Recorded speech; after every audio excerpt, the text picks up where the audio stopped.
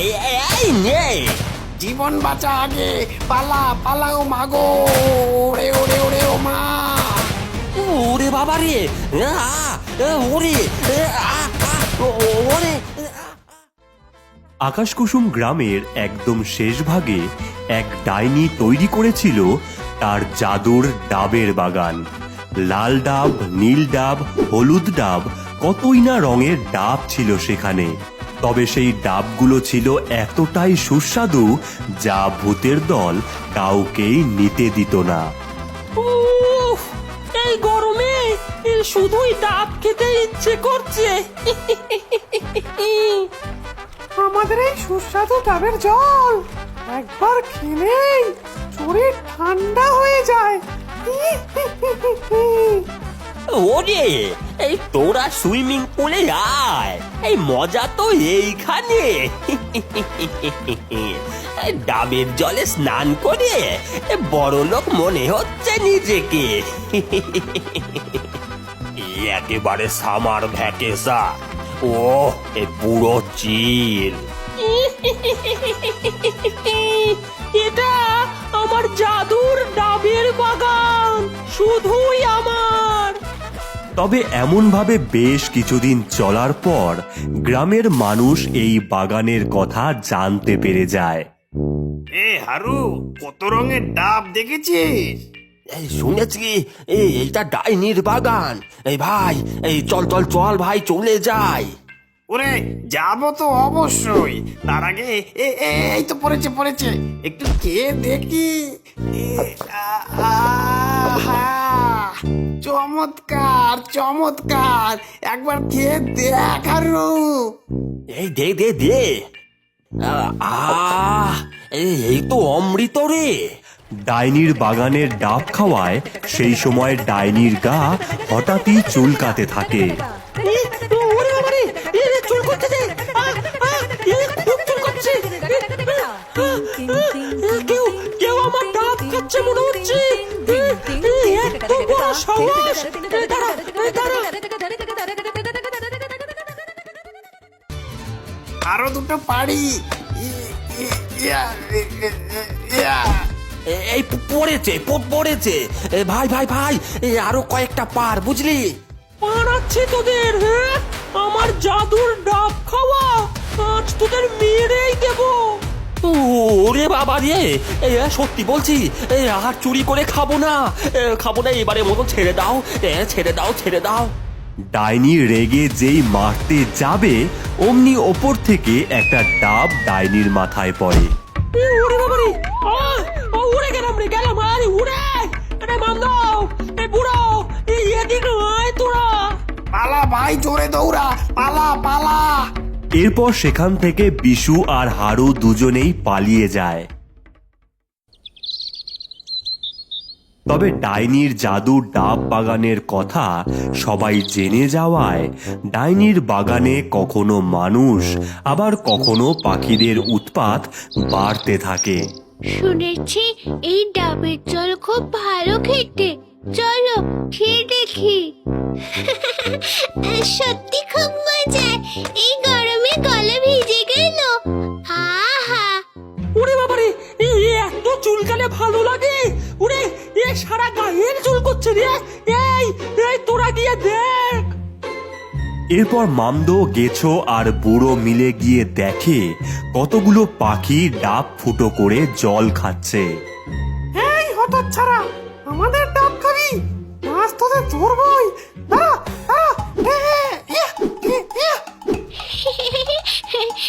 পারে না পারে না। ধরে নিয়েছি। ব্যাঙের মাথা ধরেছ। বেশ কিছুক্ষণ চেষ্টা করেও পাখিদের ধরতে পারে না। আর এদিকে ডাইনি বাগানের খুব উৎপাত বেড়েছে। আমি সব ডাবের গাছগুলোতে কারেন্ট লাগিয়ে দেব। তারপর দেখি কি করে খায় আমার ডাব। তাই হলো, ডাইনি মন্ত্র বলে সমস্ত ডাব গাছে কারেন্ট লাগিয়ে দেয়। কিন্তু এ সব কিছুই ঝোপের আড়ালে দেখছিল হারু আর বিশু। আমরা তো জেনে গেছি আজ রাতেই তোর ডাব পেরে নেব ডাইনি। রাত গভীর হয়েছে, ভূতের দল ঘুমোচ্ছে। এমন সময় বিশু আর হারু সেখানে আসে এক লম্বা কাঠের মই নিয়ে। এই কাঠের মইতে কারেন্ট কিছুই করতে পারবে না। এই ভাই, বলছে কি দেরি করিস না বুঝলি, এই তাড়াতাড়ি নিচে ফেল, এই আমি বস্তায় ভরে দেব। এরপর বিশু বাঁশ দিয়ে গুঁতো মেরে মেরে ডাব ফেলতে থাকে আর হারু বস্তায় ঢোকাতে থাকে। কিন্তু এমন সময় একটা বন্দুকের গুলির আওয়াজ পাওয়া যায়। ওরে বাপরে, বেঁচে গেল। ওরে বাবারে, আবার চুল করতে দে। ওরে বাবা, ওরে বাবারে, মেরে ফেল ওদের, একদম শেষ করে ফেল। এই নে, জীবন বাঁচা আগে, পালা পালাও মাগো। ওরে ওরে ওরে ও মা। ওরে বাবারে, ওরে ওরে। এই গ্রামবাসী আমার ডাব খেতে চায়, তাই তো? দাঁড়া দাঁড়া, তোদের আমি ডাব খাওয়াচ্ছি। কিন্তু তুই তো চুলকে চুলকে মরে যাবি ডাইনি। আমার মাথায় বুদ্ধি আছে, এদিকে শোন সবাই।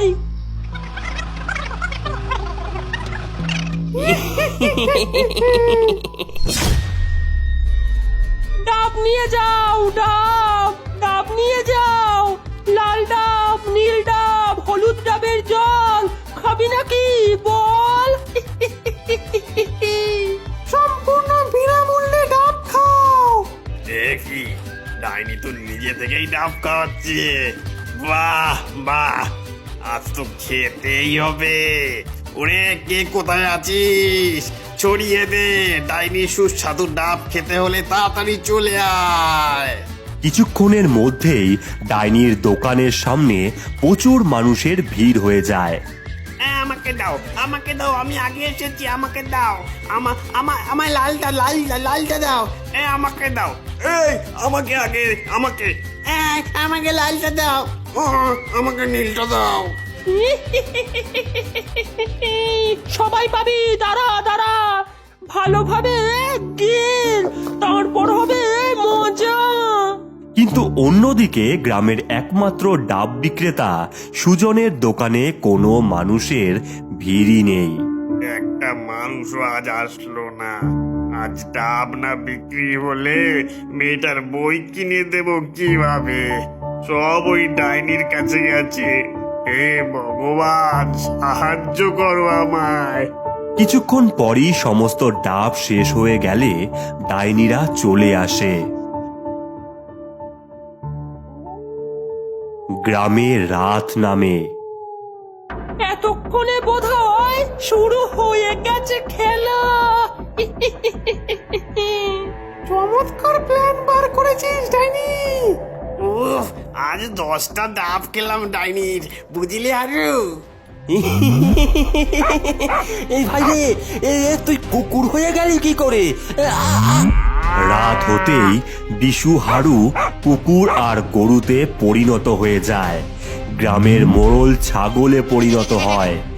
এইভাবে কিছুক্ষণের মধ্যেই গ্রামের অধিকাংশ মানুষই কুকুর, বিড়াল, ছাগল, গরুতে পরিণত হয়ে যায়। আমার ডাব খাবি? হ্যাঁ, খা, এইবারে খা।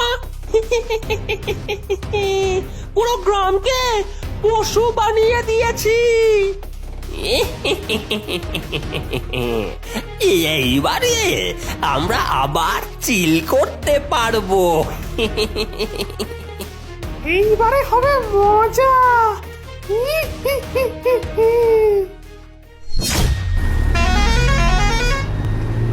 গরমে ছুটি কাটাতে গ্রামে আসার মজাই আলাদা। ঠিক বলেছিস ভাই। আরে ওসব বাদ দে, আগে সুজনদার থেকে ডাব খাবো চল। কিন্তু আমাদের গ্রামে এত লোক কম কেন? আর এত পশু হলো কিভাবে? সব জায়গাতেই পশু দেখছি। চল দেখি, জিজ্ঞেস করি। ও সুজনদা, এই গ্রামে এত মানুষ কম কেন? আর এত পশু আসলো কিভাবে? আরে গৌরী দিদি, রাতারাতি গ্রামের সব মানুষ পশু হয়ে গেছে। কি আজে বাজে বলছো? এমন হয় নাকি? আগে দিদি, ওই ডাইনি এমনটা করেছে। এরপর সুজন সবটা তাদেরকে বলে। তাহলে ওই ডাইনি একমাত্র পারবে সব ঠিক করতে। তবে সুজনদা, তোমার সাহায্য লাগবে আমাদের। আমি আছি তোমাদের সাথে। আমাদের বাঁচাতেই হবে এই গ্রামকে। মিশন ডাইনি। ভালো করে রংগুলো লাগা, ডাইনি বুঝতেই পারবে না। এই ডাবগুলোই পারবে গ্রামবাসীকে ফিরিয়ে আনতে। এ কি দেখছি? হ্যাঁ, আমার বাগানের ডাব এইভাবে পড়ে আছে। নিশ্চয়ই কেউ চুরি করেছে তাহলে। হ্যাঁ, কিন্তু কিন্তু কই, আমার তো কোনো চুলকানি হলো না। এই ডাবের পিছু নিয়ে দেখি কোথায় গেছে এই ডাব। চল তো দেখি। এরপর ভূতের দল সেই ডাবগুলোর পিছু নিতে নিতে চলতে থাকে আর পৌঁছায় প্রচুর ডাবের একটা ঢিবির সামনে। সর্বনাশ, এত ডাব পেরে নিয়েছে। কিন্তু কিন্তু সবাই তো পশু। এই যাই হোক, চল তো। ভূতের দল যেই ডাবগুলোর সামনে যায়, সবাই হুড়মুড়িয়ে নিচের গর্তে পড়ে যায়। আর তক্ষুনি গোপাল একটা দড়ি টান দিতেই ওপর থেকে একটা লোহার খাঁচা পড়ে আটকে যায় সমস্ত ভূতের দল। এই এই কে রে? কে বন্দি করলি আমাদের? এই ছাড় বলছি, ছাড়। এই তাড়াতাড়ি ছাড়। একবার ছাড়া ভাই, দেখাচ্ছি মজাটা।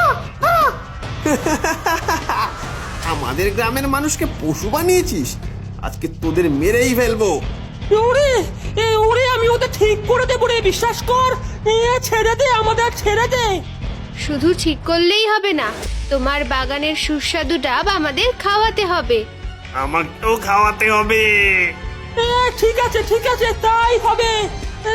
আমায় চুলকানি সহ্য করতে হবে শুধু, আর কি। ঠিক আছে, এই নাও কালো ডাব। এই ডাবের জল খাওয়ালেই ওরা মানুষে পরিণত হবে। তাই হলো, গোপাল গৌরী একটা ছাগল আর গরুকে খাওয়াতেই মোড়ল বিশু আবার আগের মতন হয়ে যায়।